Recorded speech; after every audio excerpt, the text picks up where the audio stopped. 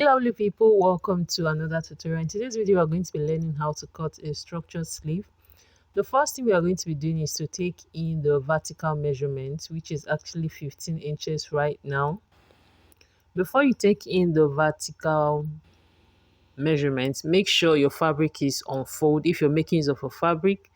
I am actually making use of this newspaper, which I see as a pattern paper. Mind you, before you do this, let your fabric be on fold. Since this is just a single piece, I indicated on fold on the left hand side so you will know when using your fabric.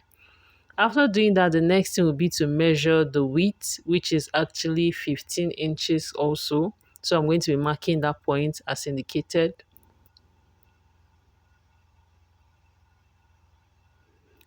I'm also going to be repeating the same thing on the lower part.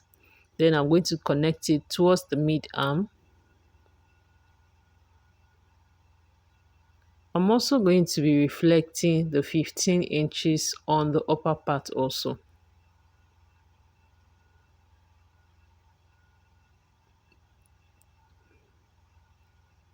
You can make use of your curve, but I made use of my free hand to get the armhole measurement.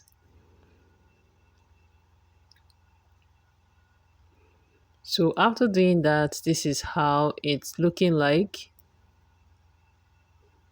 You can see that the width is 15 inches. When I took the measurement, I discovered that the width of the sleeve is actually very big, so I decided to reduce it by 1 inch, making it 14 inches. But the length still remains the same, guys. Once you're done doing that, from the lower part, mark 5 inches upward.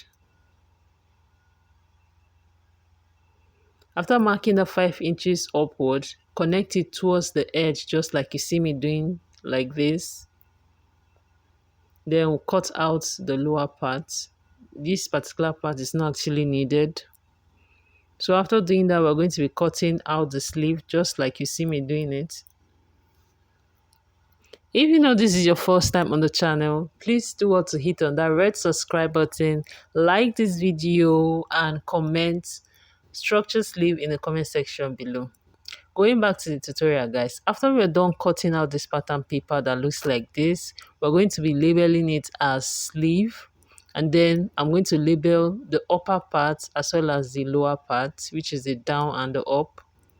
So we'll know when we are cutting it on the fabric.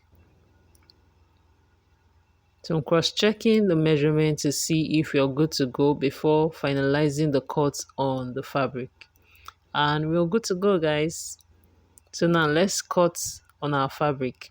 I'm going to be cutting 4 pieces of this sleeve, 2 for the lining and 2 as the main fabric. So now I'm placing the pattern paper on the fabric just like you see me doing it. Make sure to pin it down so it doesn't unravel.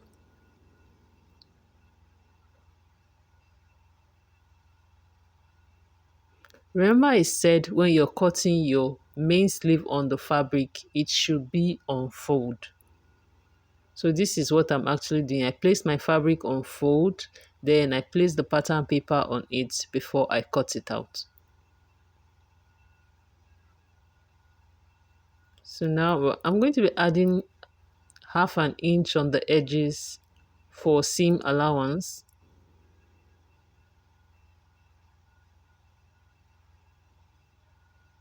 Make sure to add on the lower parts as well as on the side and also on the upper parts.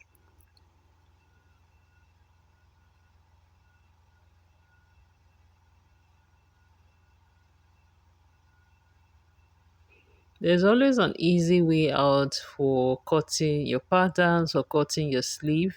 Making use of a pattern actually make things very easy for you, and when you pin it down, it makes your work very, very easy, guys. So after we are done cutting the part for the lining, we're going to be cutting the part for the main fabric, which is also 2 pieces for the main fabric and 2 pieces for the lining.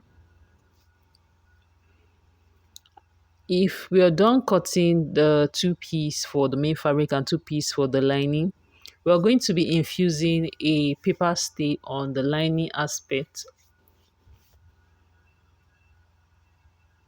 When you're done with this, don't forget to notch the middle as well as the lower part. So after I was done infusing the paper stay on the 2 pieces of the lining, I'm going to be making use of this crinoline that you're seeing right here on the lower part of the lining for the two lining. So I'm going to take this to my ironing board. I will infuse a hemming gum on the lower part and then I'll iron the crinoline on it. After doing that, I'll stitch the edges. But before then, while stitching your crinoline on the lining, make sure to stitch it with 1/2 inch. We're also going to be making use of a Regina boning. So if you want to infuse your Regina boning on it, make sure on the crinoline you go up by 1/4 inch. So you stitch the Regina boning on that 1/4 inch on the upper part, leaving that 1/4 inch on the lower edge. If you don't understand this, guys, please watch what I'm doing so you get a hang of it. So you can see now that I've stitched the crinoline on the lining, leaving 1/2 inch where I'm going to be placing the Regina boning on the upper part of the crinoline, not the lower part, so it can be easier to sew. Please take a good look at this so you understand. You can see where I'm placing it. Then I took it to my sewing machine and stitch it down. You can see how it looks. After doing this, I'm going to place the main fabric on the lining and then I'm going to stitch on that 1/4 inch part that I left. And then I ironed it and top stitch on the lining. So after I was doing that, after I was done doing after I was done doing that, please pardon my errors. After I was done doing that, I gave it a nice press. So now we're going to be stitching lining to lining and the main fabric to the main fabric. After I was done stitching it, this is how it looks. And then I gather the upper part. Then this way you can attach it to whichever part of your sleeve, guys. Until I come your way next time. Bye.